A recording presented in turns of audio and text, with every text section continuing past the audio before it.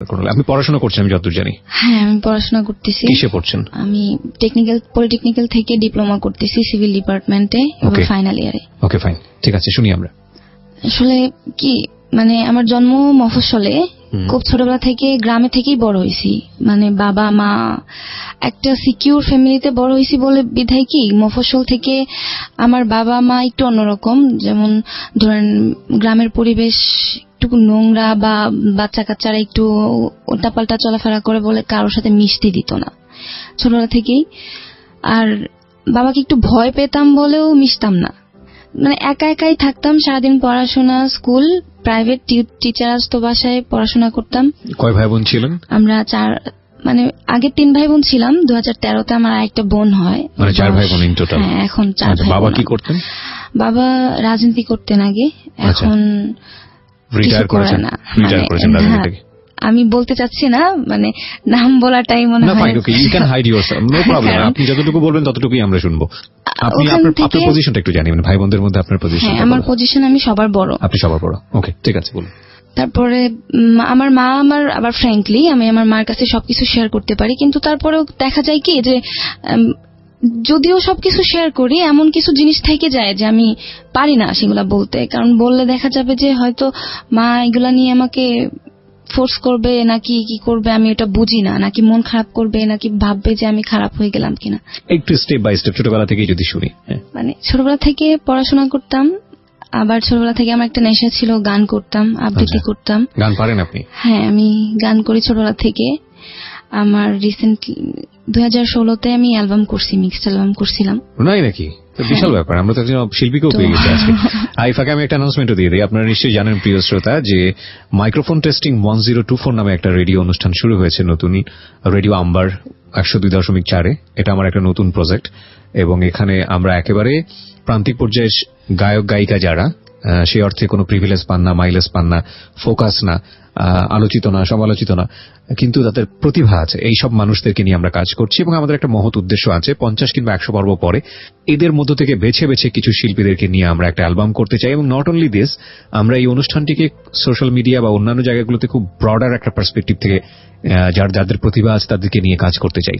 এবং আপনারা যারা 3-4টা পর্ব অলরেডি শুনেছেন তারা বুঝবেন যে আসলে আমরা কি ধরনের কাজ করছি। এটা প্রচারিত হচ্ছে প্রতি শনিবার রাত 10টায় রেডিও আম্বার 102.4 FM-এ। রেডিও আম্বার কিন্তু ঢাকা FM এর একটা সিস্টার কনসার্ন, মানে ভাই বোনের মতো আর কি। ওকে, জি।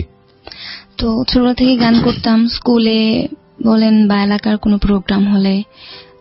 আর মায়েরও খুব শখ ছিল যে আমি গানটা কন্টিনিউ করি। আর এক সময় দেখা যেত যে আমার মায়ের সাথে সাথে বাবা ওই জিনিসটাকে মানে গুরুত্ব দিত যে গান করি। তো সবাই পারিবারিক দিক থেকে বা সামাজিক দিক থেকে সবাই খুবই আদর করত কিছু কিছু বিষয়ের জন্য।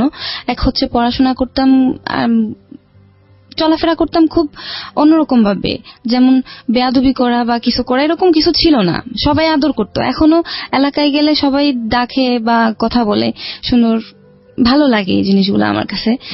তো একটা স্টেজে গিয়ে পড়াশোনা করতে থাকি। ক্লাস 9-এ যখন উঠি তখন হঠাৎ করে শারীরিক প্রবলেম দেখা দেয় আর কি, মানে ডিপ্লোপিয়া হয় ফার্স্টে। ডিপ্লোপিয়া বলতে? ডিপ্লোপিয়া এটা ব্রেনের একটা ইফেক্টের কারণে ডাবল দেখার যে রেটিনার প্রবলেম হয়, মানে একটা বস্তুকে আপনি দুটো দেখি। তো এটা কি হঠাৎ করেই হলো নাকি কোনো ইনসিডেন্ট ছিল? হঠাৎ করে হলো কিনা আমি কিচ্ছু বুঝিনি। আমার মা, মানে আমি বাড়িতে ছিলাম, আমার মা বলতেছে কি রান্নাঘরে বসার জন্য, মা একটু কাজে যাবে। তো আমি ওখানে বসছি, ছোট মাছ রাখা ছিল সামনে। তো আমি হঠাৎ করে কিচ্ছু দেখতেছিলাম না, মানে একদমই মানে পুরা ব্ল্যাক। আমি অবাক যে হঠাৎ করে ব্ল্যাক হয়ে গেল কেন। আমি বলতেছি যে তুমি না এখানে কি রেখে গেছো, আমি তো কিচ্ছু দেখতেছি না। এভাবে হাত দিলাম, হাতটা দেখি যে না এখানে বটি আছে। পরে মা বললো কি অবাক কাণ্ড, এখানে মাছ রেখে আসলাম, তোরে বসায় রেখে আসলাম, আবার তুই বলতেছস দেখতেছস না। আমি যে না আমি দেখতেছি না কিছু। তো এভাবে প্রায় একদিন গেল। একদিন যাওয়ার পরের দিন থেকে হালকা ঝাপসা আর ডাবল হওয়া শুরু হলো। বাবা সামনে আসতেছে, বলতেছে দেখ এখন ঠিক আছে কিনা, মা সামনে আসতেছে দেখ ঠিক আছে কিনা, কোনোভাবেই ঠিক হলো না। ডক্টরের কাছে নিয়ে আসলো, ওরা ঔষধ দিল। দেওয়ার পরে প্রতি 3 মাস পরে প্রায় 3 মাসের জন্য আমার একটা ড্রপ নাকি মলম দিত কখনো মলম কখনো ড্রপ। দেখা যেত যে কি কর্নিয়াগুলো বড় হয়ে যেত আর কিছু দেখতাম না। ওই সময়টা থেকে ডায়াগনোজ করা মানে ধরা পড়েছে যে অসুখটা কি, নাকি এমনিতেই শুধু ট্রিটমেন্ট চলছে? ট্রিটমেন্ট চলতেছে, মানে ডায়াগনোজ হচ্ছে যে ডিপ্টোপিয়ার জন্য এটা হয়েছে। আচ্ছা। তো তারপরও ওরা ট্রিটমেন্টটা ঠিক মতো করে নাই। যদি করতো ভালো হইতো কিনা আমি জানি না, তবে লাস্ট এখন যখন 2017-তে যখন ডাক্তার দেখাই তখন ওরা বললো যে অপারেশন করার জন্য। ঠিক আছে, তো আপনার এটা ধরা পড়লো, তারপরে ধরা পড়ার পরে চিকিৎসা কন্টিনিউ করতেছে, পড়াশোনা ওভাবেই চলছে। কতদিন পর পর বন্ধ থাকে পড়াশোনা, আবার চালায় যাচ্ছি। মানে পড়াও যেত না, কিছু দেখতাম না আর কি। খুব ডিফিকাল্ট। আমাকে খাওয়া দিতে হতো অন্যজনের। মানে ওটা যখন বড় হয়ে যেত আমি সামনে কিচ্ছু দেখতাম না। আমার চাচাতো বোনরা যখন আমার সামনে আসতো বলতো যে নুসরাত এটা দেখ কেমন, আমি তখন শুধুমাত্র কান্না করতাম, মানে কিচ্ছু দেখতাম না। যখন আমি এটা দেখবো কিভাবে যে এটা কেমন দেখতে, কারণ ঝাপসা দেখতেছি, পুরা অন্ধকার, মানে খুব খারাপ লাগতো। তারপরে এভাবে গেল, যাওয়ার পরে এক সময় গিয়ে যখন আমি ক্লাস 10-এ উঠলাম, টেস্ট পরীক্ষা দিলাম। টেস্টের পরে আমি সিদ্ধান্ত নিলাম আর চিকিৎসা করব না, কারণ আমাকে পরীক্ষা দিতে হবে, কারণ আমি গ্রুপ সায়েন্স নিয়েছিলাম, পড়াশোনা করব, ভালো করে একটা কিছু করব, কারণ আমার বাবার ইচ্ছে ছিল যে মেডিকেলে পড়াবে। তারপরে পড়াশোনাটাও তেমন হয়নি, পরীক্ষাটা দিলাম কোনোভাবে, 3 মাস আর চিকিৎসা করি নাই, না করে 3 মাস পড়াশোনা করে পরীক্ষা দিলাম, রেজাল্ট হলো, ভালো কিছু হয় নাই। তারপরেও বাবা এটাকে মানতে রাজি না যে কিভাবে মানে এত খারাপ রেজাল্ট, একটা মেয়ে ক্লাস 5-এ বৃত্তি পাওয়া, একটা মেয়ে ক্লাস 8-এ ভালো রেজাল্ট করা, একটা মেয়ে কন্টিনিউয়াসলি ভালো স্টেপে ভালোভাবে আমি তাকে সার্বক্ষণিক টিচার দিয়ে সার্বক্ষণিক পড়াশোনার মধ্যে রাইখা সে যদি এইভাবে রেজাল্ট খারাপ করে তাহলে কিভাবে চলবে। কিন্তু আমি ওটা বুঝাইতে পারিনি যে আমার শারীরিক প্রবলেমের জন্য এটা হচ্ছে। আচ্ছা, এটা ফ্যামিলি থেকে বুঝতেছিল না, মানে আমার বাবা বুঝতে নারাজ। আচ্ছা, মানে বাবা তার তো আশা ছিল অন্যরকম, কিন্তু এটা সে বুঝতে নারাজ।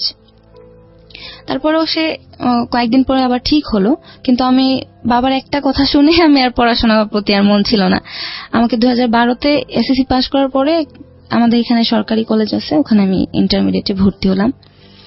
ওখানে দেখা গেল 1 বছর স্টে করার পরে আমি আর ওখানে পড়াশোনাটা কন্টিনিউ করতে পারিনি আমি। আচ্ছা, আমাকে ময়মনসিংহ ভর্তি করা হলো, বললো যে ঠিক আছে ডক্টর হতে পারো বা না পারো, ওটা হওয়ার দরকার নাই, তুমি এখন এই লাইনে পড়াশোনা করো, তুমি ইঞ্জিনিয়ার হবা। আমি আপনি যেটা বলছিলেন যে পলিটেকনিকে, হ্যাঁ পলিটেকনিক্যাল থেকে ডিপ্লোমা করব, করে তারপর বিএসসি তে যদি ভর্তি হই। তারপরে এভাবে গেল, বিএসসি এখানে ডিপ্লোমাতে ভর্তি হলাম সিভিল নিয়ে।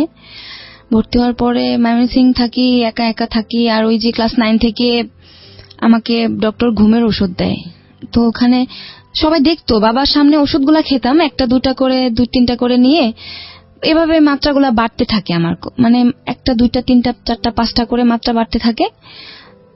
দেখা যায় এক পর্যায়ে 40টা পর্যন্ত চলে যায়। 40টা এট এ টাইম 40টা চলে যায়। আমি এই যে ঘুমের ট্যাবলেট এতগুলা খাই, আমার কোনো কাজ হয় না, ঘুম আসে না, শুধুমাত্র একটা নেশার ঘরে থাকতাম। নেশা বলতে খুব নেশার ঘর, দরজা জানলা সব বন্ধ, কারোর সাথে কথা বলতেছি না, ওষুধগুলা খাইতেছি, কেমন কেমন লাগতো, ঘুম লাগতো, আবার সজাগ থাকতাম, কি করব বুঝে পাইতাম না। তো 2013-র মে মাসে আমি একটা রুমে থাকতাম টেকনিক্যাল কোয়ার্টারের ভিতরে। আমার বান্ধবী ছিল 2 জন, ওরা সরকারিতে পড়ে, আমি আবার প্রাইভেটে পড়ি। তো ওরা আবার আমার সাথে থাকে, খুব ভালো ফ্রেন্ড বলতে রুমে যতটুকু থাকা যায়, কিন্তু বাইরে যাওয়া হতো খুবই কম। তো ওখানে আমার এক ফ্রেন্ড, ওদের ফ্রেন্ডের বার্থডে ছিল, আমাকে ডেকে নিল ওখানে। আমি বলছি যে যাব না। এর আগে আমি 5 দিন পর্যন্ত কিছু খাওয়া দাওয়া কিচ্ছু নেই, ঘুম নেই, মানে একদমই টোটালি বন্ধ সবকিছু। তারপর ট্যাবলেট ছিল আর কি, ওই ট্যাবলেট গুলো আমি ওই যে ছেলের বার্থডে ছিল ওর পার্সে পেলাম আর কি, ব্যাগে, কলেজের ব্যাগে। আমি বিষয়টা পরিষ্কার না, আরেকটু পরিষ্কার হতে চাই। ওর বার্থডেতে এক জায়গায় গেলাম, একটা রেস্টুরেন্টে, আমাদেরকে সবাইকে ইনভাইট করলো। ছেলেটার বার্থডেতে আপনি কেন যাচ্ছেন? এই ছেলেটা কি হয় সম্পর্কে? ছেলেটা আমার রুমমেটদের ফ্রেন্ড। ওর ব্যাগে যে ট্যাবলেটটা আছে সেটা আপনি জানলেন কিভাবে? ওর ব্যাগটা থেকে আমার রুমমেট বের করছিল আর কি। আচ্ছা, বলছিল এটা কিসের ট্যাবলেট। ওকে। আর ও বলছিল যে এটার ট্যাবলেট, কিন্তু ওই ছেলে জানতো না যে আমি কন্টিনিউয়াসলি ঘুমের ট্যাবলেট তখনও খাই। তারপর ওর কাছ থেকে মানে ও নাবিয়া মানে আমার ফ্রেন্ড ছিল যে, সে বলল যে সে যখন শুনলো যে এটা ঘুমের ওষুধ, তখন তাড়াতাড়ি করে ওটা ওই ছেলের কাছে দিয়ে দিল, দিয়ে বলল যে এটা সেভ কর, কারণ সাথে প্রবলেম আছে। তো আমি বললাম কিসের প্রবলেম নাবিয়া, তুই এরকম বললি কেন? তো বলতেছে না কোনো প্রবলেম নাই, এটা সেভ করতে বলছে ওকে। তো আমি কি করছি, এক পর্যায়ে ওর কাছ থেকে ওটা টেবিলে ছিল, ও হাত ধুইতে গেছে খাওয়া দেয়, তো আমি ওখান থেকে নিয়ে আমার পার্সে নিলাম। আমার তো ঘুম কোনোভাবেই আসতেছে না, বাসায় আসলাম, আসার পর ওটা খাইলাম। প্রথম 5টা খেলাম, খেয়ে শুইছি, ঘুম আসতেছে না। তারপর সব যতগুলো ছিল এখানে 12টা না কয়টা ট্যাবলেট ছিল, সবগুলো খাইলাম আমি। খাওয়ার পরে ওরা প্রাইভেটে চলে গেছে, আমি রুমে একা, দরজা ভিতর দিয়ে মারা ছিল না, কারণ আমি তার আগেই ঘুমিয়ে পড়ছিলাম। তো ওরা এসে দেখে কি যে আমি বালিশ ছাড়া বিছানার মধ্যে শুয়েছি। তো অনেক ওরা আসছে, ওরা বের হয়ে গেছে 4টার দিকে, আসছে 6টার দিকে, তখন এসে দেখে যে আমি শুয়ে থাকার পরে আমাকে আমার আরেকটা ফ্রেন্ড ছিল যে আমার রুমমেট, ও আমাকে মাথার নিচে বালিশ দিছে। বুঝতে পারে নাই যে আসলে কি হয়েছে, ও ভাবছে আমি ঘুমাচ্ছি, আর ডাকতেছে যে নামাজ পড়ার জন্য, মাগরিবের নামাজ পড়ার জন্য। কারণ দেখা যেত কি 3 জন একসাথে নামাজ পড়তাম, ও একসাথে খাওয়া দাওয়া ঘুম সবকিছু কন্টিনিউ ছিল, কারণ একই ব্যাচের ছিলাম, তো সমস্যা হতো না। তো ডাকতেছে নামাজের জন্য, পরে বুঝতে পারছে যে আসলে কি প্রবলেম। দেখে যে মুখ নীল হয়ে একদম খুব খারাপ অবস্থা, বমি করছি, যে পরে ওটা দেখছে যে বমি করছি, নিচে বমি। ঘুমের মধ্যেই এভাবে বমি হয়েছে, দিনের মানে সন্ধ্যাবেলা আর কি। তো সন্ধ্যাবেলায় আপনি কেন এই স্লিপিং পিল গুলো খেতে যাচ্ছেন? আমি স্লিপিং পিল গুলো সন্ধ্যাবেলায় খাইনি, খাইছিলাম দুপুর বেলায় ওখান থেকে এসে ঘুমানোর জন্য। কারণ মানে আপনার বিষয়টা কিরকম ছিল? এর আগে 5 দিন ঘুম হয়নি। ওকে। আর ঘুম না হইলে দেখবেন কি যে খাওয়া দাওয়া ঠিক মতো হয় না, সবকিছু এলোমেলো হয়ে যায়, একদম এলোমেলো হয়ে যায়। তারপরে ঘুম হয় না, খাওয়া দাওয়া হয় না। তারপর আমি ঘুমাবো বলে ওই ট্যাবলেট গুলা খাইলাম। আমি ভাবছি যে আগে যেরকম কন্টিনিউ খাই তার জন্য মনে হয় প্রবলেম হবে না, আমি ঘুমাইতে হয়তো ঘুম একটু হবে, কারণ পাওয়ার যেহেতু বেশি। তারপরে ঘুম হয় নাই, বরং অসুস্থ হয়ে গেলাম। হসপিটালে নেওয়া হলো, ভর্তি হলাম, ভর্তি রাখলো। সবাই যে প্রশ্ন করতেছে, কোনো প্রশ্নের উত্তর পায় না আমার কাছ থেকে, কারণ আমি তো অন্য কোনো কারণে আমি খাই না এটা যে প্রশ্নের উত্তর পাবে আমার কাছ থেকে। তারপরে এই ঘটনা শেষ, আমি ঠিক মতো চলতেছি, আবার লাইফ লিভ করতেছি। একটা সময় এসে আবার কি প্রবলেম হয় জানেন, মানে হঠাৎ করে আমার প্যারানর্মাল প্রবলেম হয়ে যায়। অবাক লাগে আমার কাছে যে প্যারানর্মাল কেন হলো আমার, মানে মানসিক প্রবলেমে। মানে আমাকে দেখা যাচ্ছে যে ধরে রাখা যাচ্ছে না, আমার কিছু মনে থাকতেছে না। 3 দিন 4 দিন পরে আমার সেন্স আসতেছে যে সাইকিয়াট্রিক প্রবলেম। হ্যাঁ, 3 দিন 4 দিন পরে আমি বলতে পারতেছি যে আসলে আমি কে। কিন্তু এই যে চিকিৎসা করাচ্ছে এখন, ইন দ্য মিন টাইম কোনো চিকিৎসকের কাছে যাওয়া বা কারো কাছে যাওয়া না, এরকম কিছু হয়নি। কারণ গ্রামে তো, আমি এখান থেকে আমাকে গ্রামে নেওয়া হয়, অনেক প্রবলেম হয় ওখানে। তারপরে এরকম অসুস্থ থাকার পরে আবার লাইফটা ঠিক মতো চালাচ্ছিলাম, পড়াশোনা করতেছি, পরীক্ষা দিচ্ছি, রেজাল্ট ভালো হচ্ছে। আবার আমি একটা জিনিস, পরীক্ষার মধ্যে ফার্স্ট ক্লাস ছিল আমার রেজাল্ট গুলা, যতগুলা পরীক্ষা দিলাম ফার্স্ট ক্লাস, কখনো খারাপ হয়নি। কারণ আমি চাইতাম কি যে রেজাল্টটা ভালো হোক, পড়াশোনাটা ঠিক করতাম। তো ওই যে একঘেয়েমি ব্যাপার থেকে আবার আমি এখান থেকে চলে যাওয়ার পরে, এই ঘটনার পরে, যখন আমি ঘুমের ট্যাবলেট খেয়ে যখন হসপিটালে যাই, তখন আমাকে বাসার আঙ্কেলে বলে যে তুমি এভাবে অসুস্থ হয়ে পড়লে তোমাকে এখানে দেখাশোনাটা করবে কে, আর এখানে তো একটা প্রবলেম, তুমি এখানে থাকবা, লোকেরা আশেপাশে লোকেরা খারাপ বলবে, আমাদের বলবে যে মেয়েটা এরকম করতেছে, পাগলামি করতেছে, অথচ তারা তো বুঝবে না যে তোমার প্রবলেমটা কি। ঠিক আছে, সমস্যা নেই, আমি এখানে থাকবো না, আমি হোস্টেলে চলে যাচ্ছি। এই বলে আমি আমার কলেজ হোস্টেলে উঠলাম। ওঠার পরে ওখানে কেউ নাই, কারণ আমার 5 তলায় থাকতো সব উপজাতি মেয়ে নার্সিং এর, আর আমি 6 তলায় থাকি। 6 তলায় শুধুমাত্র আমরা 2 জন, এত বড় হলরুম 2টা, তার মধ্যে 2 জন, আমি আর নার্সিং এর আরেকটা মেয়ে মুসলিম। তো 2 জন থাকি, ওর মতো ক্লাসে চলে যায়, আমি আমার মতো আবার একঘেয়েমি লাইফ, সারাদিন ফেসবুকিং, কারোর সাথে তো, কারণ লাইফে তো আমার কোনো বন্ধু নাই, এছাড়া আমার কোনো বন্ধু নাই, ফেসবুক ছাড়া আমার কোনো বন্ধু ছিল না। তারপরে ওখান থেকে একটা ছেলে ছিল, নাম আসিফ, ওইভাবে কথাবার্তা হতো, জিজ্ঞাসা করতো সবসময় যে কি করতেছি না করতেছি এগুলা। কি নাম যেন ছিল ছেলেটার? ছেলেটার নাম ছিল আসিফ। তো তারপরে ও আমার কাছে পরিচয় দিছিল যে সে সেনাবাহিনীর ক্যাপ্টেন। আচ্ছা। তো আমি বলতাম যে আসলেই কি তোমার ক্যাপ্টেন, তোমার র্যাঙ্ক বা তোমার কোর কোথায়, কোর কত, এটা জিজ্ঞাসা করতাম। তখন সে হাইড করতো আর কি। আচ্ছা, তো আমি তো কি প্রোফাইল দেখে বোঝা যাচ্ছিল যে ও আর্মিতে কাজ করে বা এরকম? হ্যাঁ, আর্মিতে কাজ করে তা বোঝা যেত, কিন্তু আসলে যে সে ক্যাপ্টেন সেটা আমি কনফিউশনে ছিলাম। তারপরে তো এভাবে তার সাথে আমার ফার্স্ট মিট হয়। আমি হোস্টেলে, তো সে আমাকে ফোন দিয়ে বলে যে সে আসবে। আমি বলি যে না, তোমার আসার দরকার নেই। কতদিন কথা চলার পরে আপনার সাথে দেখা করতে চায়? 1 বছর কথা বলার পরে। আচ্ছা, 1 বছর কথা বলার পরে সে আমার সাথে দেখা করতে চায়। তো সে আমার সাথে ফার্স্ট মিট করে, আমার শহরে আসে, আমি যেখানে পড়াশোনা করি। তো আসার পরে দেখা হয়। দেখা হওয়ার পরে তার সাথে আমার যেরকম ভাবে, আমি যদি ভুল না করে থাকি, মানে ফার্স্ট মিটে আপনাদের মধ্যে এমন একটা সম্পর্ক যায়, সেটা আসলে উচিত ছিল না, বিষয়টা এরকম। আচ্ছা, তো এই সম্পর্কে কি এটা কি হঠাৎ করে হয়ে গেল, না আপনাদের মধ্যে 1 বছর আসলে এই ধরনের কথাবার্তাই হতো? আমাদের মধ্যে এরকম কোনো কথাবার্তা হয়নি আগে। আপনি চাইলে সিচুয়েশনটা অ্যাভয়েড করতে পারতেন? অ্যাভয়েড করতে পারতাম, কারণ আমি অ্যাভয়েড করছি। আমি যথেষ্ট চেষ্টা করছি যে আমি ওর সাথে এরকম সম্পর্কে জড়াবো না বা জড়াতে চাই না, কিন্তু অ্যাক্সিডেন্টালি এরকম একটা পর্যায়ে একটা আমার যখন যে বয়সটাতে তার সাথে রিলেশনটা হয়, তখন আমার এতটা বোঝার মতো ক্ষমতা ছিল না, বয়স ছিল না। তারপরে ওর সাথে এরকম অনৈতিক ভাবে যেভাবেই হোক হয়ে গেল। তারপরে ও এখান থেকে চলে যাওয়ার পরে আমি চেষ্টা করি সম্পর্কটাকে টিকিয়ে রাখার জন্য, অনেক চেষ্টা করি। তাকে আমি ফোন দিই, সে ওখান থেকে যাওয়ার পরেই সে আমার সাথে কথা বলা বন্ধ। ও চেঞ্জ হয়ে যায়, পুরো চেঞ্জ। তারপরে আমি বলি কি যে তোমার প্রবলেমটা কোথায়, আমাকে শেয়ার করো। না, সে বলে আমি আইসিইউতে ভর্তি, আমার ব্রেনে প্রবলেম, আমার ব্রেনে রক্তক্ষরণ হয়, এই আপনাকে অ্যাভয়েড করছে। হ্যাঁ, অ্যাভয়েড করতেছে। আমি বললাম যে ব্রেনে রক্তক্ষরণ হয় অথচ তুমি ফেসবুকে কিভাবে সম্ভব? বলছে আমি তো আইসিইউতে ভর্তি। তারপরেও বুঝতে পারলাম যে সে আমার সাথে এরকম একটা চিটিং করলো। তারপরে গেল এরকম 1 বছর। 1 বছর যাওয়ার পরে আমার সাথে তারপরে আবার আমার পরিচয় হয় আরেক ছেলের সাথে, ওই ফেসবুকেই। সে কলকাতায় থেকে পড়াশোনা করে, নিফাতে ফিল্ম ডিরেকশন নিয়ে পড়াশোনা করত। বাংলাদেশের ছেলে। আচ্ছা, আমি নাম না বলি, কারণ ওর বাবা একজন পরিচালক। ঠিক আছে, সমস্যা নেই। দেখা গেছে কি যে ওর সাথে আমার খুবই ভালো বন্ধুত্ব, কিন্তু ছেলেটা ছিল নেশাখোর। আচ্ছা, আপনি বুঝলেন কিভাবে?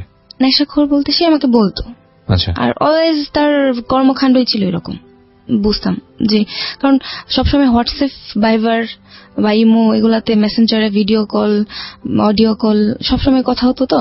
তো দেখতে পারতাম বা বুঝতেই পারতাম, মুভমেন্ট দেখে বুঝতে পারতাম যে রং। আর ও নিজেও বলতো যে আমি এরকম। আমি চেষ্টা করতাম যে ওকে মেন্টালি একটু ওই দিক থেকে আনার জন্য। আপনার সঙ্গে আসিফের সম্পর্ক শেষ। ওকে। তো ইন্টারেস্টিং বিষয় হচ্ছে যে ভার্চুয়াল বলয়ের যে রিলেশনশিপ গুলো, এগুলো খুব দ্রুত গতিতে কাছাকাছি চলে যাওয়া যায়, এবং আবার খুব দ্রুত গতিতে অ্যাভয়েডও করা যায়। তো তুই করে সম্পর্ক ছিল? তো তুই করে সম্পর্ক ছিল। বলতাম যে এরকম করাটা ঠিক হচ্ছে না, তো আমাকে বলতো তুই ঘুমের ট্যাবলেট নিস কেন? আমি বলতাম যে এটা তো আমার একটা আমার ঘুম হয় না, বা আমার এটা অভ্যাস হয়ে গেছে, আর আমি তো তাছাড়া অন্য কিছু নিচ্ছি না, আমার কোনো প্রবলেম নেই। তখন ও আমাকে সাজেস্ট করতো যে দেখ, এটা খাস না, খেলে এরকম প্রবলেম হবে, তোর শারীরিক প্রবলেম হবে বা তোর মানসিক সমস্যা হয়ে যেতে পারে। তো ওর কথা শুনে আমি আমার ঘুমের ট্যাবলেট খাওয়া ছেড়ে দিতে পারছি। তারপর ও বাংলাদেশে আসে, ফার্স্ট মিট হয় আমাদের ঢাকায়। তো ওর সাথে ফার্স্ট মিট হওয়ার পরে আমার সম্পর্কটা কি ফ্রেন্ডশিপের জায়গাতে ছিল নাকি এক্সট্রাঅর্ডিনারি? প্রথমে ফ্রেন্ডশিপের জায়গাতে ছিল। আমি আমার জায়গা থেকে ওকে খুবই পছন্দ করতাম, কারণ ও লেখালেখিটা খুব ভালো করতো। আচ্ছা। তো ওই জায়গা থেকে আমি ওকে খুব ভালোবাসতাম এবং খুব ভালো জানতাম এবং খুব ভালো বন্ধু মনে করতাম। তো বাংলাদেশে আসার পরে যা শুরু হয়, প্রথম দেখা হওয়ার আগে ও আমার কাছ থেকে বিভিন্নভাবে টাকা নেওয়া শুরু করে। টাকাগুলো যে নিত, আমি বুঝতে পারতাম যে আসলে নেশা করার জন্য নিচ্ছে। এবং আপনি দিতেন? আমি দিতাম, কারণ জানতাম কি যে বাসায় চিল্লাপাল্লা করতেছে, ভাঙচুর করতেছে, খুবই বাজে অবস্থা আর কি। তো আমি বলতাম যে একটা ছেলে এরকম ভাবে বাসায় ভাঙচুর করবে, তার বাবা মা দিচ্ছে না, তার এই ছেলেটার জন্য বাসার লোকগুলা এতগুলা লোক সাফারার হবে, এটা কি করে সম্ভব? তাহলে আমি তো এখানে একা থাকি, আমার তো লিমিট খরচ, আমার হাতে তো টাকা থাকে, তো আমি ওটা দিয়ে দিতাম। আমি বলতাম যে ঠিক আছে তুমি আমার কাছ থেকে নাও, আমি তোমাকে দিচ্ছি। ও পরবর্তীতে যখন আমার কাছ থেকে একবার দুইবার তিনবার নিল, তখন থেকে দেখা যায় যে ও নিজেই আমার কাছে চাওয়া শুরু করলো যে আমার এত টাকা লাগবে, এত টাকা লাগবে, কিন্তু বিভিন্ন ওয়েতে। ও বলতো যে আমাকে আজকে থানায় ধরে নিয়ে গেছে, আমার এত টাকা লাগবে, আমাকে ছুড়াইতে হবে, বাবা শুনলে হার্ট স্ট্রোক করবে, মা শুনলে এরকম হবে। তখন আমি কি করতাম, আমার কানের অর্নামেন্টস বিক্রি করছি, আবার আমার ফোন বিক্রি করছি। বাই দ্য ওয়ে, তার মানে বিষয়টা এরকম যে ততদিনে আসলে বন্ধু নেই বিষয়টা, কারণ বন্ধুর জন্য এত কিছু করে না আসলে। মানে আপনি নিশ্চয়ই তাকে এক্সট্রাঅর্ডিনারি ফিল করতেন? এক্সট্রাঅর্ডিনারি ফিল করতাম তাকে। ওকে। তারপর সে কলকাতায় চলে যায়। চলে যাওয়ার পরে তার মার সাথেও আমার কথাবার্তা হয়। তার মা আমাকে খুব ভালো জানে। এক সময় ও কলকাতা থেকে আসার পরে ওর মা আমাকে বলতেছে, তুমি একা একা থাকো, শুনছি তুমি অসুস্থ থাকো, তুমি একবার এসে আমাদের এখানে ঘুরে যাও। বললাম যে এত দূরে, ঠিক আছে আমি দেখবো আন্টি, আমার পরীক্ষা চলতেছে। না না না, ও তো আমার দেশের ছেলে। আচ্ছা, বাংলাদেশের ছেলে। ওদের বাড়ি কোথায় ছিল? কুমিল্লাতে। আপনি তো নেত্রকোনায়। হ্যাঁ। আচ্ছা। তো ওখান থেকে আমার পরীক্ষা চলতেছিল, আমি আবার ইন্টারমিডিয়েট দিচ্ছিলাম। তো ও আসছে বাংলাদেশে, একটা সুযোগ যে ওর সাথে দেখা হবে। তো গেলাম, যাওয়ার পরে ওর মার সাথে কথাবার্তা হলো, ওর ফ্যামিলিতে একটা ভালো জায়গায়, মানে একটা ভালো পজিশনে ছিলাম, যে ওর মা আমাকে খুব স্নেহ করতেছে, বা ওর বোন, ওর বাবা, ওর ভাই, ছোট ভাই। হঠাৎ করে আমার আর ওর মধ্যে ক্লোজলি একটা রিলেশন চলে যায়। তো ওর মা ফার্স্ট রিলেশনশিপে যে ভুলটা ছিল, সেকেন্ড রিলেশনশিপে ওর সাথে সেকেন্ড দেখা হওয়ার পরে ওর সাথে ক্লোজলি আবার আমার ক্লোজ রিলেশনে চলে যাই। আচ্ছা, সো আপনার এই জায়গা থেকে এটা আপনি বলছেন যে ইনসিডেন্টালি এই জিনিসটা হয়ে গেছে। তারপর হয়ে গেছে, সে আমাকে মেন্টালি সাপোর্ট করলো, আমাকে বললো যে দেখ, এটা আমাদের যখন বিয়ে হবে তখন হয়তো এই জিনিসগুলো মনে পড়লে। বিয়ের ব্যাপারটা এসেছিল আপনাদের লাইফে? না, এই ঘটনার পরে। আচ্ছা। তারপরে ওখান থেকে ওদের বাসায় ছিলাম 3 দিন থাকার পরে আবার আসলাম আমার এখানে। ও আবার মেন্টালি সাপোর্ট দেয়, বলে যে দেখ, আমাদের মধ্যে যেহেতু এরকম ক্লোজ হয়ে গেছি আমরা, তখন আমাদের মধ্যে বিয়ে হওয়ার পরে হয়তো দেখ এগুলো ঘটনাগুলো মনে পড়লে আমরা হাসবো, কারণ অতীত কখনো কখনো হাসায়, আমাদের অতীতগুলো হয়তো আমাদের হাসাবে যে এরকম প্রবলেম হয়েছে। একটা বিষয় আমাকে একটু বলেন, এতগুলো যে বিষয় আপনার জীবনে চলে আসছে, র্যান্ডমলি আসছে, আপনি একটা বাসায় গিয়ে 3 দিন থাকছেন, এটা কি আপনার ফ্যামিলি জানতো? যেহেতু আপনার ফ্যামিলি আপনার ব্যাপারে অনেক বেশি কনজারভেটিভ ছিল, আমি যতদূর জানি। শুধুমাত্র আমি আমার মার কাছে সবকিছু শেয়ার করতাম, আমার মাকে বলতাম যে আমার মা আমি এই জায়গায় যাচ্ছি, মা না করতো। ওকে। তারপর ওর সাথে ও আপনাকে বলে যে এটা বিয়ের পরে ওটা ফান হয়ে যাবে, বা মনে পড়বে আমাদের, তখন হাসি পাবে। আমি বললাম যে ঠিক আছে, আচ্ছা জিনিসটা মেনে নেওয়া যায়, কারণ যেহেতু তোমার মা আমার গুরুজন, আমাকে শাসন করতেই পারে, আমি কিছু মনে করিনি। আমার ভালো লাগছে, আমার মাও যদি এরকম এই জায়গাটাই থাকতো, হয়তো আমার মা এরকম শাসন করতো, আমার বাবা যদি এই জায়গাটাই থাকতো, আমার বাবা এরকম শাসন করা হয়। মানে আপনাকে শুধু শাসন করে নাকি ওকেও করে? আমাকে তেমন কিছু বলা হয়নি, শাসনটা ওকে করা হয়, কিন্তু আমার সামনে। যেহেতু ওকে আমার সামনে শাসন করা হয়, সেহেতু আমার জিনিসটা আমারও লাগে যে আমি তো সামনে ছিলাম, কারণ যেহেতু দুজনের ধারায় একটা ইনসিডেন্ট ঘটলো, সেহেতু আমরা দুজন সাফারার, এবং আমরা দুজনেই অপরাধী, এবং শাস্তিটা আমাদের দুজনেরই। হ্যাঁ, এবং যা বলা হচ্ছে সেগুলো সবগুলো আমাদের দুজনের জন্য, একার জন্য হতে পারে না। তো আমি মেনে নিলাম, আমি বললাম যে ঠিক আছে, আমি তোমার মাকে সাপোর্ট করি, ঠিক আছে, আমি দেখবো আমি তোমার মাকে হ্যান্ডেল করা যায় কিনা, বা তুমি তোমার দিক থেকে তোমার পরিবারকে হ্যান্ডেল করার ট্রাই করো। তো বললো যে ঠিক আছে। এই কথা বলে আমাদের মধ্যে ওরকম রিলেশনটা কন্টিনিউ হচ্ছে।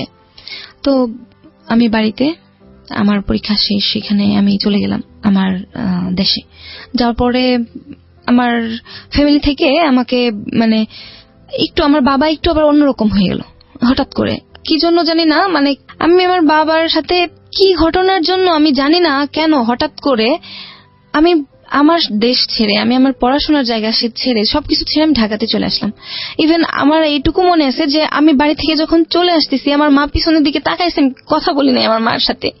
মানে হঠাৎ করে আমি কি মেন্টালিটি নিয়ে আমি হঠাৎ করে আমার মার সাথে এরকম রাগ করলাম, বাবার সাথে এরকম রাগ করলাম। 1 বছর আমি বাড়ি থেকে বাইরে, আমি কারোর সাথে কথা বলিনি। আমার মার সাথে কথা হতো মাঝে মধ্যে, কিন্তু আমি ঈদ 2টা ঈদ আমি বাইরে করছি আমার ফ্যামিলি ছাড়া, একা একা। আমি এটা মনে পড়বে আমার সারা জীবন যে আমি আমার বাবার সাথে কথা বলিনি, আমার বাবারে বাবা বলে ডাকেনি, আর সেই বাবা আমাকে অসুস্থ অবস্থায় আমাকে ঢাকায় চিকিৎসা করে আবার বাড়িতে নিয়ে গেছে।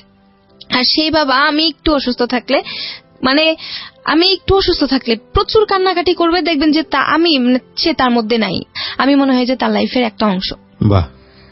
হ্যাঁ, তারপরেও ফ্যামিলিতে একা একা আমার বোরিং লাগতেছে, আমি ভালো লাগতেছে, আমি থাকবো না। আমার পরিচিত একজন ছিল, তার সাথে যোগাযোগ করে আমি চলে আসলাম ঢাকায় এসে একটা জব নিলাম প্রাইভেট একটা আইটি ফার্মে মার্কেটিং এক্সিকিউটিভ হিসেবে কাজ করলাম অনেকদিন।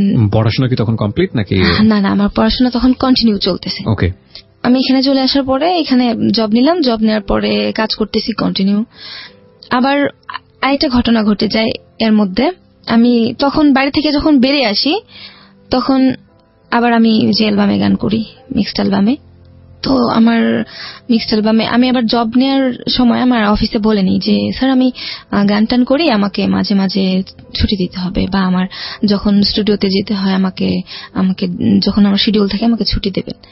তো ওরা বলে যে ঠিক আছে যাও, তুমি যেহেতু গান করো আমাদের অফিস থেকে তোমাকে যতটুকু ফেসিলিটি দেওয়া প্রয়োজন আমি তোমাকে ততটুকু ফেসিলিটি দেব। তো ওরা আমাকে যথেষ্ট হেল্প করে। আমার যখন ফার্স্ট রেকর্ডিং এর ডেট ছিল আমি অফিস থেকে ছুটি নিয়ে যাই। তো ছুটি নিয়ে যাওয়ার পরে ওখানে যার সাথে আমার অ্যালবাম গান করি তার রাত হয়ে যায় অনেক, প্রায় 2টা বেজে যায় স্টুডিওতে রাতে। তো আমি বলছি এখন তো আমি যে বাসায় থাকি গেট লাগাই দিছে, এখন আমি বাসায় যাব কি করে, কারণ বাসায় যাওয়া সম্ভব না। তো বলতেছে আমার মা বাসায় নেই, তুমি যদি চাও তাহলে আমার বাসায় যেতে পারো, আমার বাসায় একটা বোন আছে থাকে আর কি। আপনি কার কথা বলছেন? মানে যে ইন্ডিয়াতে পড়াশোনা করেন? না, তাহলে তখন তো ওর সাথে আমার রিলেশনশিপটা ক্লোজ কেন হলো? ক্লোজ হঠাৎ করে ওই ছেলে আমার সাথে হঠাৎ করে কথাবার্তা বন্ধ। Second time same incident? না, বন্ধ বলতে আমি যখন ওই অফিসেও জব করি তখনও আমি ওকে টাকা পাঠাইছি। আচ্ছা।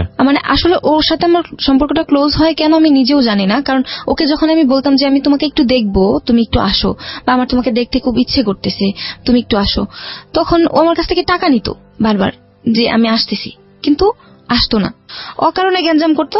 তখন এইগুলা থেকে আপনি কার বাসায় যাওয়ার কথা বলছেন? এই ছেলেটাকে আমি যার সাথে গান করছি আর কি। ও গান করেছেন যার সঙ্গে, তার সঙ্গে কোথাও একটা ফাংশন শেষ করে তার বাসায় থাকার কথা। কারণ আমরা এখান থেকে একটা বিরতি নেব প্রিয়। ওর এখানে গেলাম, যাওয়ার পরে ওখানে স্টে করলাম। স্টে করার পরে জানি না আসলে ওটাকে আমি ভালোবাসা বলবো না কি বলবো। ও আপনাকে কি বলে ইনভাইট করেছিল যে বাসায় কেউ নেই, so you can stay with me? কারণ যেহেতু তোমার বাসায় তুমি যেতে পারবে না, সো আমার বাসায় থাকতে পারো। বাট উনি বলেছিল যে আমার বাসায় কেউ নেই বা না, এরকম কিছু বলেনি। ও বলছে যে ওর বাসায় বোন আছে, ওর বাসায় বোন আছে, বোন ওকে ভাই রাখে, ওর বাসায় থাকে সাবলেট ভাড়া, ওর বাসায় বোন আছে, ও তাই বাসায় যাইতে বলছে। কিন্তু আমি যাওয়ার পরে দেখি যে কেউ নেই বাসায়। অ্যাটলিস্ট আমরা 2জন ছিলাম রেকর্ডিং এ, আরেকটা ছেলে ছিল গান করলো, ও ছিল আর আমি ছিলাম। তো আমাদেরকে নিয়ে গেল বাসায়, কিন্তু গিয়ে দেখি যে ওই মেয়ে নেই। আমাদেরকে বলতে আপনার সঙ্গে আরো একজন ছিল? আরো একজন ছিল। ওকে। পরে আমি বললাম যে তাহলে তোমার বোন কোথায়, যেহেতু তুমি বলছিলা যে বোন আছে বাসায়, তো আমি থাকবো কিভাবে? বলছে সমস্যা নাই, তুমি এখানেই থাকতে পারো। তো থাকার পরে ওর সাথে ফার্স্ট যখন থাকি কোনো প্রবলেম হয় না। থাকার পরে ও আবারও যখন সেকেন্ড টাইম যখন বয়স দিতে যাই তখন সেই রাতের বেলায় শিডিউল রাখে।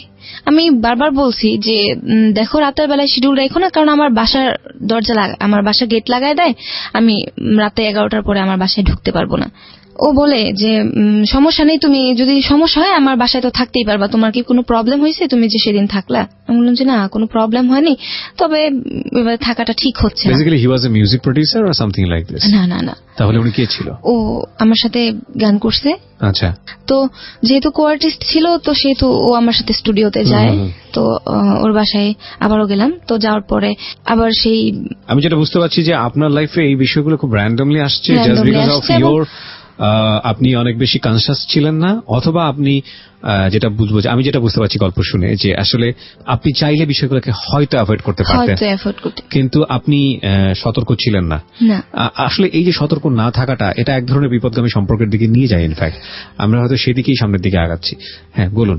তারপর এভাবে রিলেশনটা ছিল কতদিন থাকার পরে ওখান থেকে আমি বের হয়ে যাই। ওই রিলেশনশিপে ছিলাম কিছুদিন থাকার পরে আমি বলতে আসলে এটা কি ধরনের রিলেশনশিপ ছিল? লাইক ফ্রেন্ড এবং তার সাথে কাজ করি, হ্যাঁ, যেটাকে আমরা বলি আজকালকার শব্দে। ইন দ্য মিন টাইম আপনার লাইফে 2 থেকে 3 জন মানুষের সঙ্গে আপনার যে ওঠা বসা, সেটার যে অভিজ্ঞতা, সেখান থেকে আপনি কি নিজেকে আইডেন্টিফাই করতে পারছিলেন যে আপনি আসলে কি সম্পর্ক চাচ্ছেন আর সম্পর্কটা কোন দিকে যাচ্ছে? আমি বারবার ওটাই বুঝতে চাইতেছিলাম যে আসলে আমি তো এরকম চাচ্ছি না, আমি চাচ্ছি। দুর্ভাগ্যক্রমে আপনি ওই জায়গাটায় চলে যাচ্ছেন। ওই জায়গাটাতে আমি বারবার ধাক্কা খেয়ে কেন ওই জায়গাটাতেই গেছি আমি জানি না। তো এটা কেন হচ্ছিল? আপনি খুব রক্ষণশীল পরিবারে বড় হয়েছেন সে কারণে কি, নাকি অন্য কোনো ডিফল্ট ছিল আপনি বুঝতে পারছিলেন না? কোনো কিছুই বুঝতে পারতেছিলাম না, কারণ ওই যে বললাম যে আমার বোঝার যে ক্ষমতাটা, ওটা হওয়ার আগে আমি ওই সম্পর্কগুলো নষ্ট হয়ে যায়। মানে আপনি আসলে সম্পর্কের একটা কনক্লুশনে আসার আগেই, অভিজ্ঞতা পাওয়ার আগেই সম্পর্কটা নষ্ট হয়ে যায়। So in the mean time 2টো জিনিস হতে পারতো, আমি জানি না হয়েছে কিনা। একটা হচ্ছে যে এই ঘটনা যদি আপনার অনাগ্রহী হয়ে থাকে, যে ইনসিডেন্টলি আপনি খুব প্যাচে পড়ে এরকম একটা জায়গায় চলে যাচ্ছেন, তাহলে যেটা হবে যে ছেলেদের সম্পর্কে আপনার খুব বীতশ্রদ্ধা একটা আইডিয়া জন্মগ্রহণ করবে যে সব ছেলেই বোধহয় এরকম। হ্যাঁ, সব ছেলে এরকম। তারপরে শুনুন, আমি এই সম্পর্ক থাকাকালীন আমি যখন আবার অসুস্থ হয়ে যাই, আমার ডান পাশের কিডনিতে ইফেক্ট হয়। তো অফিসে আমি তখন আইসিটি মন্ত্রণালয়ে আমাদের ছিল, ওদিন আমাদের সেমিনার ছিল।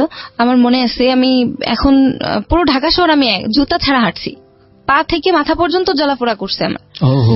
জুতা ছাড়া আমি পুরো ঢাকা শহর ওই দিন আমি হাঁটতেছিলাম কিডনির প্রবলেমের জন্য। হ্যাঁ, আমার পা থেকে মাথা পর্যন্ত জ্বলতেছে। আর তার আগে 1 মাস আগে থেকেই কোমরে ব্যথা হয়। আমি বাড়িতে তো কথা বলি না কারোর সাথে। আমার একটা ভাতিজি ছিল সম্পর্কে, আমাদের দুঃসম্পর্কের এক ভাতিজি, তার সাথে আমি কথাবার্তা বলতাম, ফ্যামিলির খবর নিতাম আর কি। তো ওই যে বাবার সাথে রাগ করে চলে আসছি, কথা বলিনি। তারপরে আমি আমার এক কাজিন, তার বাসায় আমি থাকি। তো সে আমাকে সে আবার প্রেগন্যান্ট ছিল।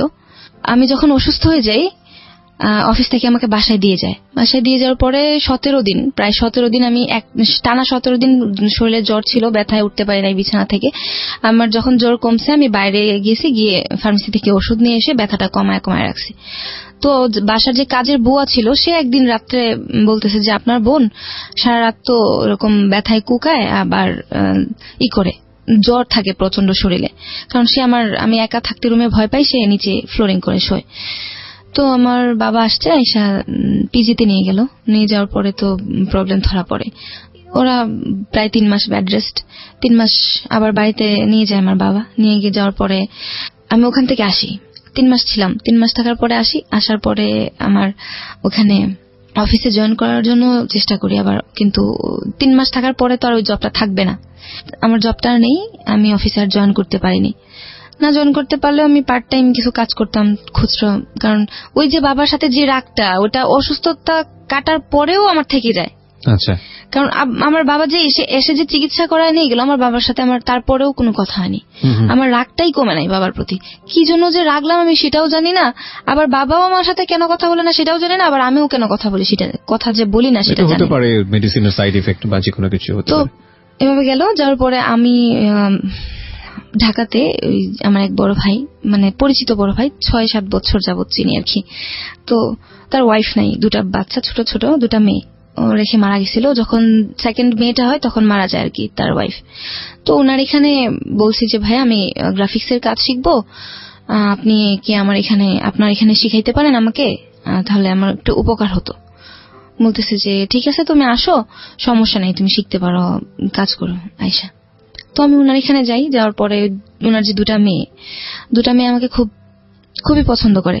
2টা মেয়ে খুবই পছন্দ করে বলতে গেলে খুবই পছন্দ করে, আমাকে ছাড়া কিছু বুঝে না। তো ওই 2টা মেয়ে আমাকে এক পর্যায়ে বলতেছে কি, আন্টি আমরা কি তোমাকে আম্মু বলে ডাকতে পারি? আমি তো ইতস্ত হয়ে গেছি যে এই 2টা বাচ্চা মেয়ে কি বলতেছে, পাগল নাকি, আমি কি বলবো। মানে এখন না পারতেছি ওই বাচ্চা 2টার মনে আঘাত দিতে, না পারতেছি নিজেকে কিছু বলতে। আবার আমি ওই ভাইয়াটাকে বললাম যে ভাইয়া আসলে দেখেন কি বলতেছে, কি করব। বলতেছে তোমার যা ইচ্ছা। বলছি বাচ্চা 2টা মেয়ে মানে একদমই পিচ্ছি, একটার বয়স মনে হয় 5। ওনার মা কি হয়েছিল? বাচ্চা 2টা যখন সেকেন্ড বাচ্চাটা হয় তখন মারা যায়। ওকে। তো বাচ্চা 2টা একা, পুরো বাসা একা থাকে, উনি মানে টেক কেয়ার করার মতো সময় নেই, বাচ্চা 2টা খুব এলোমেলো। তো দেখে আমার খুব খারাপ লাগে। আমি বলি যে ঠিক আছে, আমি যতদিন এখানে কাজ শিখতে আসবো মেয়ে 2টাকে আমার সাথে ততক্ষণ রাখবো। তো না দেখি যে মেয়ে দুটো আমার প্রতি আস্তে আস্তে খুবই ইমোশনাল ইনভলভ হয়ে যাচ্ছে, আমিও বাচ্চা দুটার প্রতি ইনভলভ হয়ে যাচ্ছি। আচ্ছা, তো শুধুমাত্র বাচ্চা দুটার প্রতি ইনভলভ হয়ে যাওয়ার কারণে সে আমাকে এভাবে হ্যারাসে ফেলবে এবং এভাবে ব্ল্যাকমেইল করবে আমি সেটা বুঝতে পারিনি। সে আমাকে হঠাৎ করে ওনার এখান থেকে আমার একটা ইমেল পাঠানোর প্রয়োজন ছিল, আমি ওনার এখান থেকে আমার ইমেল অ্যাড্রেসটা লগ ইন করার পরে উনি আমার ফোন থেকে একটা ছবি নেয়, আমার সিক্রেট একটা ছবি। তো উনি আমার এখান থেকে এই ছবিটা যে নিবে আমি খেয়াল করিনি বা আমি বুঝতে পারিনি। আপনার ফোনটা অ্যাক্সেস করলো কিভাবে? আমার ফোনটা তো সবসময় ওনার এখানে, আমি যে কাজ শিখতাম ওখানে থাকতো। আচ্ছা, উনি আমার ফোনটা হাতে নিছে, আমি এতটাও খেয়াল করিনি যে উনি এইভাবে এরকম কিছু করবে। তারপরে ওনার এখানে আমি এটা তো জানি না, আমার এখানে নাই, আমার মেমোরিতে ওই ছবিটা নাই, উনি নিয়ে আমার এখান থেকে ডিলিট করে দিয়েছে। ডিলিট করে দেওয়ার পরে আবার এই রিলেশনটার পরে আবার আমার কুমিল্লায় যে তার সাথে রিলেশন ছিল ও আমার সাথে আবার যোগাযোগ করে। কুমিল্লার রিলেশন বলতে কি ফার্স্ট রিলেশন? আমার সেকেন্ড টাইম যে রিলেশনটা ছিল কলকাতায় যে পড়াশোনা করতে, ওই ছেলেটা যোগাযোগ করছিল আমার সাথে, যোগাযোগ করছিল আর কি। তো আমি ভাবছিলাম যে হয়তো আমাকে রিল্যাপ করে কিনা, আমি ওটা বুঝতে পারিনি। যোগাযোগ করে, দ্যাটস ইট, আমি ওরকমই যোগাযোগ রাখছিলাম। তো কথাবার্তা হচ্ছিল ওর মধ্যে, সে আমাকে বলতো যে সে আমাকে ভালোবাসে বা কিছু একটা। আমি বলতাম ঠিক আছে, ভালো যেহেতু বাসো আমিও বাসি, তুমি যেহেতু আমাকে ভালোবাসছিলে আমি যেহেতু ভালোবাসছি, ঠিক আছে বাসি। তো ও আমার কাছে জানতে চাইতো বারবার যে দেখ আমি তোর লাইফে যতদিন ছিলাম না ততদিন কি তোর লাইফে কোনো ইনসিডেন্ট হয়েছে, সে জানতে চাইতো। আমি বলতাম যে না, কোনো ইনসিডেন্ট হয়নি, আমি অস্বীকার করতাম। কারণ আমি ভাবতাম কি যে ওগুলা জানায় লাভ কি। ওনার এখান থেকে যখন আমি ইমেলটা সেন্ড করি ওখানে, হঠাৎ করে সার্ভার চলে যায় ওনার এখানে। তো আমি আর লগ আউট দিতে পারিনি, আমি বাসায় চলে আসি, ওনাকে ফোন দিয়ে বলি যে ভাইয়া আপনার এখান থেকে আমার ইমেলটা একটু লগ আউট দিয়ে দেবেন। আচ্ছা, আমার যে ইমেলটা ওনার এখানে লগ ইন করছিলাম ওই ইমেলটা থেকে আমার ফেসবুক অ্যাকাউন্ট খোলা ছিল আর কি। উনি কি করছে, আমার ইমেল নাম্বার যা কিছু আছে, আমার আইডির পাসওয়ার্ড থেকে শুরু করে ইমেল থেকে শুরু করে সবকিছু চেঞ্জ করে উনি নিয়ে নিছে। আপনার ফেসবুকটা সে নিয়ে নিছে। নিয়ে গিয়ে সে আমার ওই যে আমার যে সিক্রেট যে ছবিটা ছিল, তারপর আমার ফ্রেন্ড সার্কেলদের সাথে সে নিজে থেকে কথা বলতো, সে যে কথা বলতো আর কি, কথা বলে সে বোঝাচ্ছিল যে আমি এইগুলা করতেছি। সে এইগুলা স্ক্রিনশট দিত, দিয়ে পাঠাতো ওই যে কুমিল্লার ছেলের কাছে। কারণ উনি জানতো যে আমার ওই ছেলের সাথে রিলেশন। কারণ উনি আমার সাথে পরিচয় যেহেতু আমার 6 বছর আগে, আফটার 6 বছর, সেহেতু সে জানে যে আমার কার সাথে রিলেশন, আমাকে জিজ্ঞাসা করতো। এবং সে আমাকে জেনারেলি খুব বলতো এরকম যে তুমি খুব ভালো একটা মেয়ে, তোমাকে কেন মানুষ এভাবে কষ্ট দেয়, সেই অনেক কিছু। আমি বলতাম যে লোকটা এরকমই মনে হয় ভালোই, কারণ 2টা মেয়ে আছে, আসলে 2টা বাচ্চাকে আমি এরকম ভাবে দেখতেছিলাম আর কি। তখন সে আমাকে জেনারেলি খুব বেশি হ্যারাস শুরু করলো এবং আমাকে ব্ল্যাকমেইল করা শুরু করলো। ব্ল্যাকমেইল কিভাবে করলো? আমাকে বিয়ে করবে, হ্যাঁ, নয়তো আমাকে আমার ক্ষতি করবে। ততদিনে কি আপনি বুঝতে পারছিলেন যে আপনার ফেসবুক আইডিটা উনি হ্যাক করেছে? হ্যাঁ, উনি হ্যাক করছে। কারণ আমি তো তখনই বুঝতে পারছি, কারণ উনি তো আমাকে বলছে, বলে দিয়েছে। হ্যাঁ, বলে দিছে। এবং এটা আমাকে নিজে বলে নাই সে, কারণ সে নিজে বলছে তখন, কারণ ওনার এখানে একজন, আমি নাম বলি না, সিনিয়র রিপোর্টার, তার ফ্রেন্ড ছিল। তো উনি আমাকে দেখছে, ওনার এখানে যে কাজ শিখতে যাই, তো উনি এই কাজগুলা দেখতেছিল যে এই লোকটা বসে বসে আমার আইডি থেকে এই কাজগুলা করতেছে। তো উনি যখন আমাকে ফোন দিয়ে বললো যে আপনি নুসরাত? আমি বললাম যে জি, আমি আপনাকে কিছু কথা বলতে চাচ্ছি। আমি বলছি জি বলেন। বলছে আপনি কি জানেন যে আপনাকে নিয়ে কোনো একটা পার্ট হচ্ছে? আমি বললাম যে না, আমি কি করে জানবো? যে তোমার আইডিটা কি তুমি লগ আউট দিয়ে দিছো তোমার ফোন থেকে? আমি বললাম যে হ্যাঁ, অনেকক্ষণ আগে। তাড়াতাড়ি লগ ইন করে দেখো তো। লগ ইন করলাম, দেখেছি আর লগ ইন হচ্ছে না। আমি বলছি না, লগ ইন হচ্ছে না। বলছে তোমার এই পার্টটাই তোমার সাথে চলতেছে। আমি বলছি কোন পার্ট? বলছে তোমাকে এরকম সে। উনি আপনার নাম্বার পেল কিভাবে? ফোন নাম্বার ওনার এখান থেকে নিছে। কারণ উনি তো বিশ্বস্ত ছিল ওনার, উনি তো বুঝতে পারে নাই যে উনি আমাকে বলে দিবে। ওকে। কারণ ওনার এখানে যে কাজ শিখতে যেতাম উনি আমাকে দেখতো, এরকম আপনাকে বিয়ের প্রস্তাব দিচ্ছিল। তারপর সে আমাকে বিয়ের প্রস্তাব দেয়। আমি বললাম যে কি করে সম্ভব? এটা কোনোভাবেই সম্ভব না। কারণ আপনি একটা বিবাহিত পুরুষ, আপনার 2টা বাচ্চা মেয়ে আছে, আমি এরকম রিলেশনে আর জড়াইতেও চাচ্ছি না। আপনি এরকম কেন করতেছেন আমার সাথে? আপনি কি চান? বিভিন্ন ভাবে এসে আমার এই করতেছে আর কি, ব্লেম দেওয়া শুরু করছে। এগুলা আমি পরে আর কানে নেই না নিয়ে আমি আমার মতো থাকলাম, ঢাকা থেকে চলে গেলাম।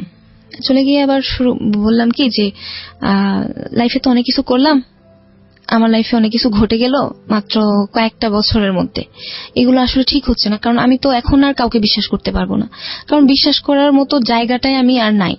একটা মানুষকে বিশ্বাস করতে, যে মানুষটাকে আমি বিশ্বাস করছি সেই মানুষটাই আমার সাথে এরকম করতেছে, মানে কন্টিনিউ আমি একটার পর একটা এরকম ঘটেই গেছে। তারপরে আমি আমার মতো করে আবার চলে গেলাম বাড়িতে। গিয়ে আমার ফ্যামিলিতে বললাম যে আমার যা হোক করছি, আমি ভুল করছি। আমি বাবার কাছে বললাম যে সরি। বাড়িতে চলে গেলাম। চলে যাওয়ার পরে মা বলল ঠিক আছে। মাকে তো আর এত কিছু শেয়ার করিনি, কারণ শেয়ার করার মতো তো পরিস্থিতি আমার নাই, কারণ সবগুলাই তো একটা না একটার পরে একটা সবগুলো অপরাধ। তো মাকে বললাম যে মা আমি আবার পড়াশোনা করতে যাচ্ছিলাম, আবার কন্টিনিউ আমি আমার কলেজে যাব, বা আমি গ্রাফিক ডিজাইনটা শেখা হলো না? না, শেখা হলো না। ওনার এখানে কিছুদিন থাকার পরেই ওনার এখানে এরকম শুরু হলো। ওনার সাথে কি কমিউনিকেশনটা অফ হয়ে গেল, নাকি সামহাউ উনি আপনাকে ট্র্যাপ করে দিয়েছে? উনি আমাকে ট্র্যাপ করতেছিল, আমি আমার নাম্বার সব বন্ধ করে দিয়েছি, ক্লোজ। আচ্ছা, একদম ক্লোজ। আমি বলছি যে ঠিক আছে, ফেসবুকে যা ইচ্ছা তাই করো, আমি দেখবো না, কিছু না, নিজের মতো করে করো। তো আমি বাড়িতে চলে গেলাম। আমার পড়াশোনাটা কনভিন্স করে আমি বাড়িতে চলে গেলাম। চলে গিয়ে আবার পড়াশোনাটা কন্টিনিউ করার জন্য আবার আমি আমার মানে যে জায়গা থেকে আমি পড়াশোনা করি সেই জায়গায় চলে আসছি। তো পড়াশোনা করতেছি, পড়াশোনা কন্টিনিউ চলতেছে। এক পর্যায়ে আবার শিল্পকলায় ভর্তি হলাম। ভর্তি হয়ে আবারও গানটা কন্টিনিউ করলাম, যে দেখি আমি আমার গানটাই থাকলে হয়তো বা আমাকে আর কোনো ভুল ছুঁইতে পারবে না, বা আমি কোথাও যাব না, একটা নেশায় থাকবো, একটা ঘরে থাকবো। তো ওইভাবে লেখাটাও আমি লেখালেখি করতাম, যেহেতু মানে টুকটাক লেখালেখি করতাম, কবিতা লিখতাম, গল্প লিখতাম।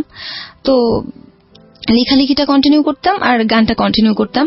প্রতিদিন রেওয়াজ করা বাসায়, মানে সবকিছু কন্টিনিউ করে মস্তিষ্কটা একটা জায়গায় স্থির রাখতেছিলাম আর কি, যে দেখি আমি সবকিছু থেকে বেরিয়ে আসতে চাচ্ছি, যে এইগুলা ঘটনা আমার লাইফে যেগুলা ঘটছে আমার লাইফে যেন আর না ঘটে। তো আমি আমার মতো করে গান গাওয়া, প্র্যাকটিস করা, সবকিছুই পড়াশোনা করা। আবার সেই ফেসবুকেই যে আমার সাথে পরিচিত ছিল, তো তার সাথে আমার মাঝে মাঝে কথা হতো, হাই হ্যালো এটাই ছিল। মানে যার আমার বর্তমানে যার সাথে রিলেশন ছিল আর কি। মানে এর সঙ্গে পরিচয়টা কিভাবে হয়? ফেসবুকের মাধ্যমে? হ্যাঁ, ফেসবুকের মাধ্যমে। আচ্ছা। তো আমি যখন গান করতাম তখন জানতো উনি। ফেসবুক আইডিটাকে আপনি পেলেন পরে নাকি নতুন করে? না, নতুন একটা আইডি ছিল আমার, সেই আইডিতে। ওই আইডি মানে ওটা আপনি বাদ দিয়ে দিলেন? হ্যাঁ, ওটা বাদ দিয়ে দিলাম, নতুন আইডি নিলাম। তো ওই নতুন আইডি থেকে আমার ওনার সাথে কথা হয়। তো টুকটাক কথা হয়, তো জানতে পারি যে ওনার শোরুম আছে। শোরুম? হ্যাঁ, শোরুম আছে, কম্পিউটার শোরুম, সেলস সার্ভিস। ওনাকে নক করলাম যে ভাইয়া আমার এরকম ল্যাপটপ প্রয়োজন। পরে বলতেছে ঠিক আছে আপনি আসেন। তো ফোন দিলাম ওনাকে, ফোন দিয়ে ওনার এখানে গেলাম, কথাবার্তা হলো। আমি আমার মতো করে ল্যাপটপ কিনে নিয়ে চলে আসলাম বাসায়।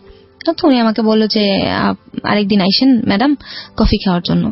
তো বাসায় চলে আসলাম। আসার পরে আর ওনার সাথে কথা হয়নি। 2 দিন পরে আমার মা ফোন দিল, বললো যে তোর কাকার শরীর খুব খারাপ, তুই কি দেখতে আসবি কিনা? আমি বললাম যে ঠিক আছে, আমি রওনা দিতেছি। রওনা দিলাম। রওনা দেওয়ার পরে আমি বাসে তখন উনি আমাকে ফোন দিলেন, বলেন যে আপনি কোথায়? যে আমি সরি, আমি তো আপনার কফি খাওয়ার দাওয়াতটা রাখতে পারতেছি না, কারণ আমার কাকা এরকম সমস্যা, আমার কাকা অসুস্থ। বলে যে ঠিক আছে আপনি বাসায় যান, জানায়েন কি হয়। বাসায় গেলাম। যাওয়ার পরে দেখি যে কাকা মারা গেছে। আমি যখন গেলাম, গিয়ে দেখি যে কাকা মারা গেছে। যাওয়ার পরে মানে আমার এই কাকারে, মানে আমি ছোটবেলা থেকে খুব বেশি আমাকে আদর করতো এবং আমি খুব পছন্দ করতাম, কারণ ছোটবেলা থেকে উনি আমাকে ডাকতো, নুসরাত আসো গান করো, গান শোনাও, বা নুসরাত একটু পরে ডাকো, নুসরাত দেখো আমার ফোনটা কি হয়েছে।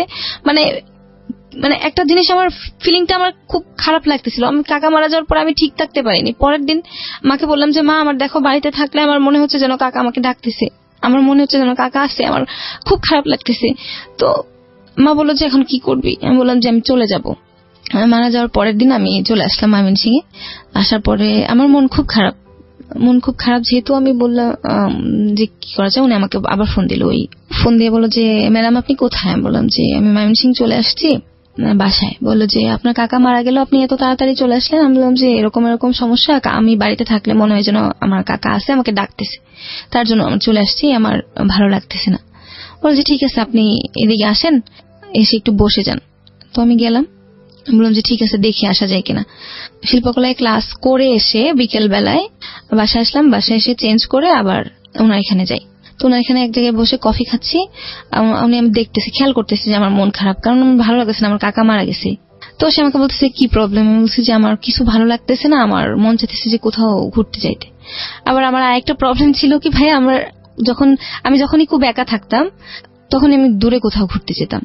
মানে আমার এটা একটা অভ্যাস ছিল যে একা একা ঘুরতে যাওয়ার, ওটা আমার কাছে ভালো লাগতো, কারণ মানে নিজের লাইফটাকে ফিল করার একটা সিচুয়েশন তৈরি হতো। তখন দেখতাম যে আসলে যে আমি যা করতেছি ভুল করতেছি, বা নিজেকে নিয়ে ভাবার মতো কিছুটা সময় পেতাম। তো ওনাকে আমি বললাম যে আমি হয়তো কোথাও যাব। তো সে আমাকে বললো যে আপনি কোথাও যেহেতু যাবেন, আমারও খুব ইচ্ছে করতেছিল যাওয়ার জন্য, তো আমি কি আপনার সাথে যেতে পারি? বললাম যে না, আমি যাব একা, তাহলে আপনি আমার সাথে যাবেন কেন? আপনি আমার সাথে যাওয়ার প্রয়োজন নেই, আপনি আপনার মতো পরবর্তীতে যান, আমি দেখি কি করা যায়, হয়তো নাও যেতে পারি। তো এই কথা বলে আমি ওনার এখান থেকে চলে আসলাম। ওনার এখান থেকে আসার পরে উনি আমার হাত ধরে খুব রিকোয়েস্ট করলো যে আমার সাথে ঘুরতে যাবে। উনি আমাকে খুব পছন্দ করে, উনি আমাকে খুব শ্রদ্ধা করে, মানে এভরিথিং যা বলা যায় আর কি। একটা জিনিস আমি একটু বলি আপনাকে নুসরাত, মাত্র একটা ফেসবুকে তো ওনার সঙ্গে আগেই পরিচয় ছিল আপনার, যে কারণে আপনি ওনাকে নক দিয়েছেন। এই যে দ্বিতীয় দেখাতেই হাতে ধরার মতো জায়গায় চলে যাওয়া, এগুলো তো সামহাও আপনি প্রশ্রয় দিচ্ছিলেন। প্রশ্রয় না দিলে তো একটা মানুষ কোনোভাবে প্রশ্রয় দিচ্ছিলাম, আমি আনইজি ফিল করতেছিলাম। আমি বললাম যে ঠিক আছে, আমি যেহেতু যাব, লোকটা যেহেতু যাবে, ঠিক আছে আমার সাথে যাক, আমি কিছু মনে করিনি। তো উনি আমার সাথে গেলেন, আমরা ঘুরতে যাই। যাওয়ার পরে সে আমার কাছে সবকিছু শেয়ার করলো যে সে বিবাহিত, বা তার এরকম প্রবলেম, ফ্যামিলিতে গ্যাপ, তার ওয়াইফের সাথে তার গ্যাপ, বা তার এরকম অনেক নানা ধরনের প্রবলেম সে শেয়ার করলো। তারপরে সে আমার কাছে সবকিছু শেয়ার করলো। শেয়ার করার পরে আমি শুনলাম সে খুব কান্নাকাটি করতেছিল। আমি বললাম যে ঠিক আছে, আমি আপনাকে যতটুকু সম্ভব মেন্টালি হেল্প করব, আপনি দেখেন সামনের দিকে যাইতে পারেন কিনা।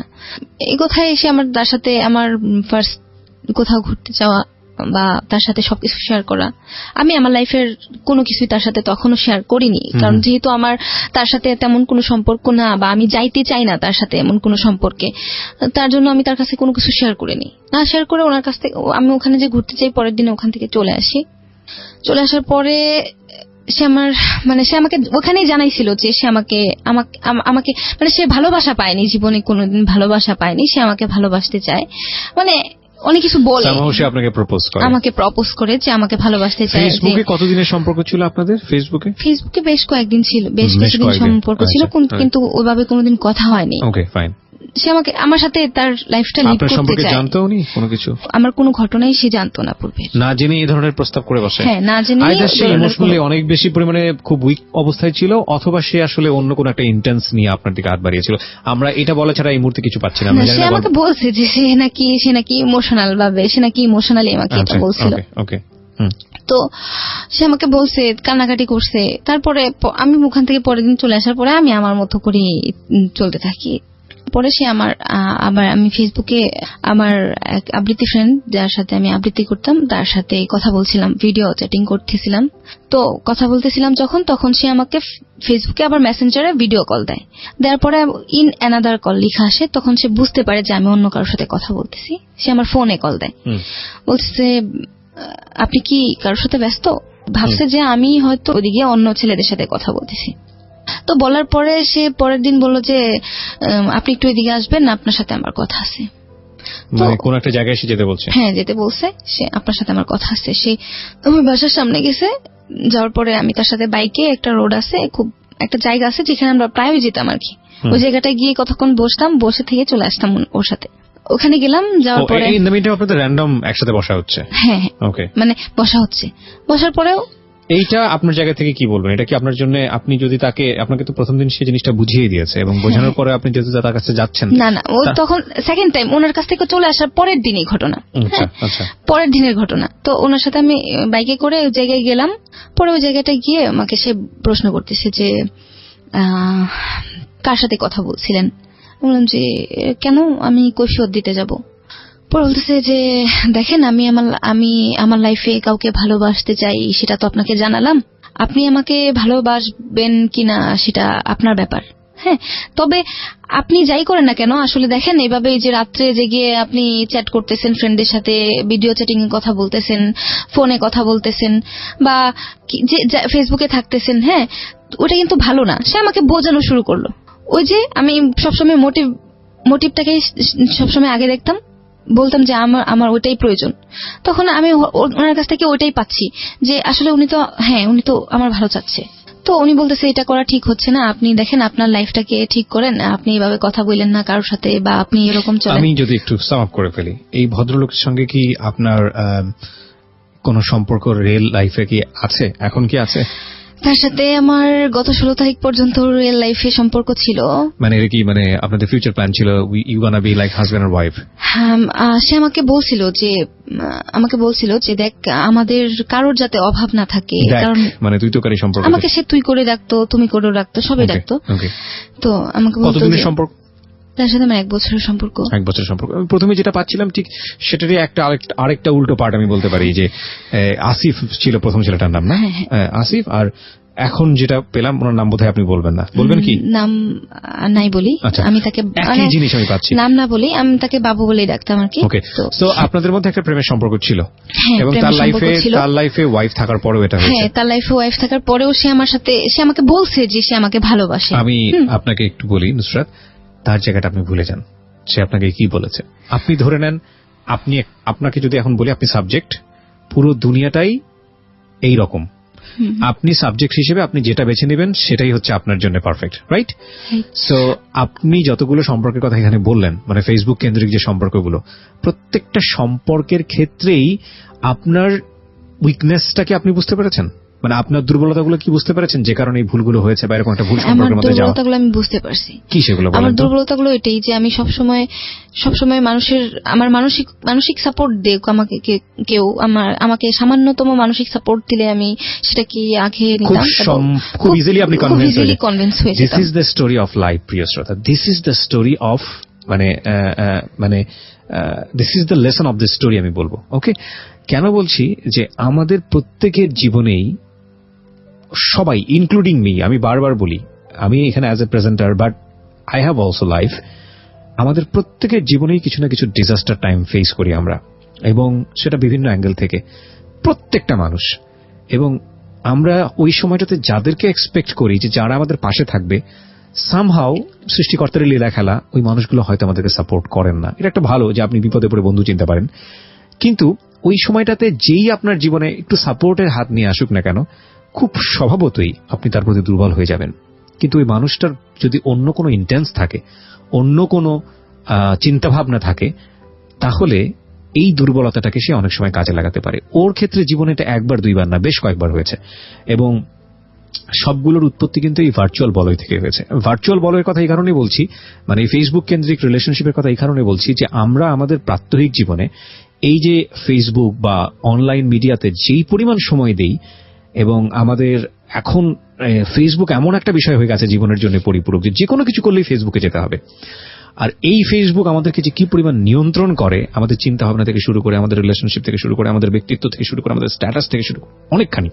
কিন্তু এই জায়গাগুলো থেকে নিজের ব্যক্তি জীবনে এই ধরনের সম্পর্ক বাছাই করার ক্ষেত্রে আমার মনে হয় আজকের এই গল্প শোনার পরে আপনাদের অনেকেরই সচেতন হওয়া উচিত। বিশেষ করে ওর যে দুর্বল জায়গাটা ছিল, সেই দুর্বল জায়গাটার অনেকেরই অসৎ ব্যবহার করেছেন। নইলে দেখুন ও কি পরিমাণ দুর্বল, যে ওর কোনো ফ্রেন্ড সার্কেল নেই, এবং যে ওকে একটু মানসিক সাপোর্ট দিচ্ছে, যে ওকে একটু মাথায় হাত বুলিয়ে ওর পাশে দাঁড়াতে চাইছে, তার প্রতি ও দুর্বল হয়ে যাচ্ছে। এবং এই দুর্বলতার মাত্রাটা এতটাই ভয়ানক যে শেষ যে সম্পর্কটা, সেখানে উনি এমন একটা মানুষের সঙ্গে জড়িয়েছেন যিনি অলরেডি একটা বিবাহ বন্ধনে আবদ্ধ। তার মানে ওর দুর্বলতাটা কতটুকু। ও সবসময় ফাইন্ড আউট করেছে একটা ভালো মানুষ খোঁজার জন্য, যে মানুষটা ওকে বুঝবে, ওকে জানবে, এবং যার সাথে ভবিষ্যৎ গড়া যায়। কিন্তু আনফরচুনেটলি ও সেই প্রপার ম্যানটা এখনো পায়নি। ওর জীবনের যে ভুলগুলো বা ওর জীবনের যে শিক্ষাগুলো, সেগুলো ওকে সামনে কোথায় নিয়ে দাঁড় করাবে সেটা বরং ওর জন্যই থাকুক। কিন্তু আমাদের ক্ষেত্রে আমরা বলতে পারি যে এই ভার্চুয়াল বলয়ের ক্ষেত্রে আমাদের মনে হয় একটু হলেও সচেতন হওয়া উচিত। আপনি কথাটা কেন, মানে আপনার আজকের এই জীবন গল্প, 23 বছর বয়স, মাশাআল্লাহ, আপনি দেখতে শুনতে যথেষ্ট ভদ্র এবং ভালো। আপনি আপনার ব্যক্তি জীবনের এই যে গূঢ় সত্যগুলো, এগুলো আপনি লাখ লাখ মানুষকে আজকে জানালেন কেন? মানে আমি যে কথাগুলো বললাম সেগুলোই কি, নাকি অন্য কোন উদ্দেশ্য ছিল? না, আমার উদ্দেশ্য কি, আমার লাইফে অনেক কিছু ঘটে গেল, কিন্তু আমার সবচেয়ে বেশি খারাপ লাগছে কেউ আমাকে কোনো খারাপ মিন করে নাই। আমার লাস্টে যার সাথে সম্পর্ক ছিল তার সাথে আমার এরকম একটা ঘটনা ঘটলো যেটা আসলে কল্পনা করতে পারিনি আমি। কারণ আমি তাকে বলছিলাম যে দেখো, একসময় বলছিলাম যে তুমি যেহেতু যেটা চাও না আমি সেটা করব না, কারণ আমি তো তোমাকে আমার লাইফ আমার জায়গা থেকে তোমাকে রিয়েল লাভ করি, আমি আমার জায়গা থেকে তোমাকে সম্পূর্ণ চাই। নুসরাত, এই জায়গাটা যদি আমরা কোশ্চেন করতে যাই, ডিবেট করতে যাই, আমার মনে হয় যে আপনি আরো অনেক বড় ভুল করেছেন। কারণ আপনার সঙ্গে যে সম্পর্কে যে সে জড়িয়েছে তার আগে কি সে তার ওয়াইফকে ডিভোর্স দিয়েছে? না, সে কিছুই করে নাই। কিছুই করেনি, এটা তো আপনি জানতেন। তো জানার পরেও আপনি তাকে এই সাপোর্টটা কেন দিয়েছেন? আমি বুঝে সবসময় আমাকে বলতো যে ওর ফ্যামিলিতে গ্যাপ, হ্যাঁ, কিন্তু ও আমাকে ভালোবাসে। আমাকে বলতো যে এটা হচ্ছে আপনার ইমোশনালের জায়গা থেকে আপনার বিশাল একটা উইকনেস। দেখুন, সে যেটাই করুক না কেন, এটা একটা অনৈতিক সম্পর্ক, প্রথম কথা হচ্ছে এটা। এবং আমি জানি যে আপনারা আরো অনেক গভীরে গেছেন এই সম্পর্ক নিয়ে, যেটা হয়তো আপনি রেডিওতে বলতে চাচ্ছেন না, ঠিক আছে। কিন্তু এটা ঠিক যে একটা মানুষ, আপনি তো বুঝতে পারছেন যে তার রিয়েল লাইফে একজন আছে এবং সে থাকা অবস্থায় যতটাই আনহ্যাপি হোক না কেন আরেকজন মানুষের কাছে গিয়ে সুখী হইতে যাচ্ছে। বাট আপনাদের সেখানে নিশ্চয়ই একটা ফিউচার প্ল্যান ছিল। সেই ফিউচার প্ল্যানের জায়গা থেকে আপনারা নিশ্চয়ই এটা চিন্তা করেছেন যে ওকে ডিভোর্স দিয়ে দেওয়া হবে। না, ওকে ডিভোর্স, ওর ওয়াইফকে ডিভোর্স দিবে আমি সেটা কখনো চাইনি। তাহলে আপনি কি চেয়েছেন? আমি চাইছিলাম যে ওর ওয়াইফ ওর যে জায়গাটাতেই আছে সেই জায়গাটাতে ঠিক থাকুক, কারণ ওর ওয়াইফের সাথে আমার আরো আপনাকে বিয়ে করুক না, আমাকে বিয়ে করুক সেটা আমি চাইছি, কারণ আমি চাই নাই যে আমি একটা অনৈতিক সম্পর্কের মধ্যে জড়িয়ে থাকি। আপনি কেন একটা বিবাহিত মানুষকে বিয়ে করতে চাবেন? আই ডোন্ট নো, আমি ওর প্রতি এতটা, এটাই আমার পয়েন্ট, বিকজ আপনি ইমোশনালি অনেক বেশি দুর্বল। এবং আপনার যেটা হয়েছে এই লং টার্ম, আমার মনে হয় একজন সাইকিয়াট্রিক যিনি উনি ভালো বলতে পারবেন। আপনার ইমিডিয়েটলি আমি আপনাকে সাজেস্ট করব যে আপনি একজন মানসিক বিশেষজ্ঞের কাছে যান। আমি বলি, আমি আপনাকে মানে ওর ওয়াইফের সাথে আমার 8 মাস আগে, 4 মাস আগে, 6 মাস আগে কথা হয়।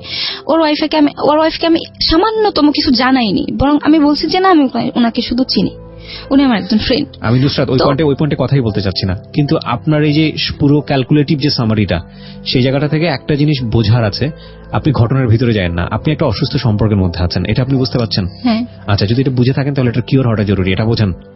জানি। কিওর হওয়াটা যদি জরুরি মনে হয় আপনার কাছে, তাহলে আপনার খুব ভালো একজন মনোবিজ্ঞানীর কাছে যাওয়া উচিত, চিকিৎসকের কাছে যাওয়া উচিত, যিনি আপনাকে পুরো স্টোরিটা, পুরো প্রোফাইলটা জেনে আপনাকে একটা কাউন্সিলিং এর মধ্য দিয়ে দেবেন। আপনি যে সিমটমগুলোর কথা বলেছেন, যে আপনাকে যে পরিমাণ পিল নিতে হয়েছে, স্লিপিং পিল, যে পরিমাণ ট্রিটমেন্টের মধ্যে গিয়ে আপনাকে যে পরিমাণে ফিজিক্যালি আপনাকে বিভিন্ন রকমের ওষুধ দিয়ে আপনাকে এটা একটা টর্চারের মধ্যে যেতে হয়েছে, সেখানে আপনার এই ধরনের ভুল করাটা হয়তো বা স্বাভাবিক। এটার মধ্যে হয়তো কোনো মেন্টাল লিঙ্ক আছে, I am not a physician, আমি জানি না, বাট আপনার খুব ভালো একজন ডক্টরের পরামর্শ নেওয়া উচিত। আমি এখন জানি না, আমাকে আমার রুমমেট বলেন, আমাকে আমার গানের ওস্তাদ বলেন, আমাকে আমার আশেপাশের লোক বলেন, প্রত্যেকেই বলে যে আমি মানসিক রোগী। কারণ আমি বাসায় বসে সারাদিন দেখা যায় যে হয় চিল্লায় কান্না করতেছি, নয়তো বসে বসে শুধু কান্না করতেছি। আপনি রাইট নাও কত?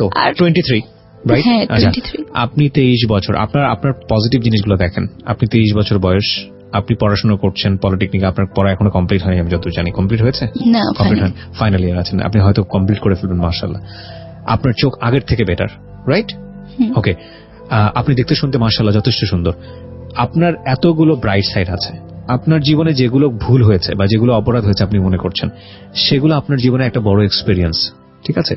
এত কিছুর পরেও যদি সৃষ্টিকর্তা আমাদেরকে বেঁচে থাকার অধিকার দেন, আমরা কেউ ধোয়া তুলসীর পাতা না। আমার জীবনে ভুল আছে, আপনার জীবনে ভুল আছে, প্রত্যেকটা মানুষের জীবনে। যদি কেউ বলে যে আমার জীবনে ভুল নাই, আমার জীবনে অপরাধ নাই, তাহলে সে মানুষ না। হ্যাঁ, তাহলে সে মানুষ না, এবং এটা সম্ভব না। প্রত্যেকটা মানুষের জীবনে ভুল আছে। এত ভুল থাকার পরেও যদি সৃষ্টিকর্তা আমাদেরকে বেঁচে থাকার অধিকার দেয়, এত ভুল থাকার পরেও যদি সৃষ্টিকর্তা আমাদের সামনে থেকে অন্ন বস্ত্র কেড়ে না নেয়, আপনি কেন আপনাকে নিয়ে এতটা বেশি হতাশ হচ্ছেন? আপনার লাইফে 23 বছর গেছে, আপনার লাইফে ধরেন আপনি আরো 23 বছর বাঁচবেন। এই 23টা বছর আপনি রাইট ওয়েতে বাঁচেন, এবং সেটার জন্য আপনার ইচ্ছাই যথেষ্ট। যে সম্পর্কগুলোর মধ্য দিয়ে আপনি গেছেন, সেখানে আপনি নিজেকে রিয়েলাইজ করেন যে আপনার আসলে কি চাওয়ার দরকার ছিল। আপনি চেয়েছেন যে একটা পিসফুল রিলেশনশিপ, যে আপনাকে বুঝবে, মেন্টালি আপনাকে যে সাপোর্টটা দিবে। আপনি সেরকম মানুষ পান নাই। আপনি ট্রাই করে গেছেন, আপনি ভাবে নেন জিনিসগুলোকে, হ্যাঁ এগুলো ভুল হয়েছে, এখন তার মানে কি এটাই যে আপনার জীবনটা শেষ হয়ে গেছে? নো। দেখেন, আপনি যতক্ষণ পর্যন্ত বেঁচে থাকবেন ততক্ষণ পর্যন্ত সম্ভব না, ঠিক আছে? সুতরাং আমি আপনাকে সাজেস্ট করবো, go to a good psychiatrist. আপনি সাইকিয়াট্রিস্টের কাছে যান, ওনার কাছে একটা লম্বা কাউন্সিলিং নেন, ওনারকে আপনি নিয়মিত বসেন আর আপনার প্রবলেমগুলো খুলে বলেন। অ্যান্ড বিলিভ মি, হয়তো 6 মাস 1 বছর পরে আপনি হয়তো মেন্টালি এতটা ফিট হবেন যে এই এক্সপিরিয়েন্স হয়তো আপনার পরবর্তী জীবনে অসাধারণ কাজে লাগবে। ঠিক আছে?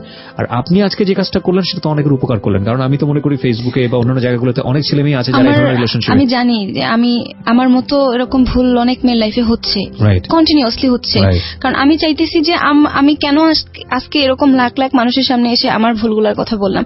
আমার ভাই শুনতেছে, Right. আমার বোন শুনবে। এটা কাউকে হ্যাঁ। খারাপ চোখে দেখার কিন্তু উদ্দেশ্য না। আমার ফ্যামিলি মেম্বাররা কিন্তু সবাই শুনেই আপনার জীবনের গল্প।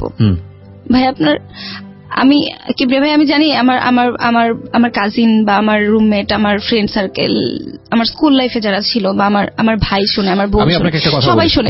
আজকে কেন আমি তাদের সামনে, আর তারা যে আমার বোনেরা, আমার ফ্যামিলি মেম্বাররা যে ঘটনাগুলো আমার লাইফের জানে না, হ্যাঁ, তারাও আজকে জানবে। তারপরেও আমি কেন বলতে আসলাম না, জানার পরে দুটো রিয়াকশন হবে। একটা হচ্ছে কেউ তুচ্ছ তাচ্ছিল্য করবে, হ্যাঁ, আবার কেউ এই বিষয়কে খুব ভালোভাবে নিবে।